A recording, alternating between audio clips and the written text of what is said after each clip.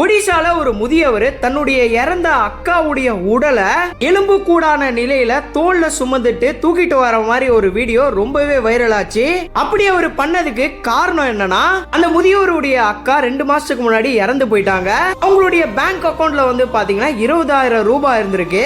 அதை எடுக்கிறதுக்காக இவரு பேங்க்குக்கு போயிருக்காரு. அங்க இருக்கவங்க இவர்கிட்ட வாரிசு சர்டிபிகேட் எடுத்துருவா, இல்லனா டெத் சர்டிபிகேட் எடுத்துருவா, இல்லனா ஆளே இங்க கூட்டுவா அப்படின்னு சொல்லிட்டு அந்த பேங்க்ல ரொம்பவே அலக்கழிச்சிருக்காங்க. படிக்காதவரு இயலாமையில நம்ம அக்கா வந்தாதான் இங்க காசு கிடைக்கும் அப்படின்னு சொல்லிட்டு அவங்களுடைய உடலை தோண்டி எலும்பு கூடான நிலையில ஒரு சாக்கு பையில சுத்தி தோல்ல சுமந்துகிட்டு 3 கிலோமீட்டரா பேங்க்குக்கு நடந்து வந்திருக்காரு. அதுதான் ரொம்பவே வைரல் ஆச்சு.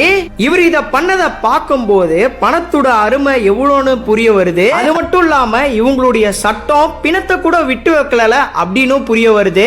நீங்க இத பத்தி என்ன நினைக்கிறீங்க அப்படின்றத கமெண்ட்ஸ்ல சொல்லுங்க. இந்த வீடியோவை முடிஞ்ச அளவுக்கு நிறைய பேருக்கு ஷேர் பண்ணி விடுங்க.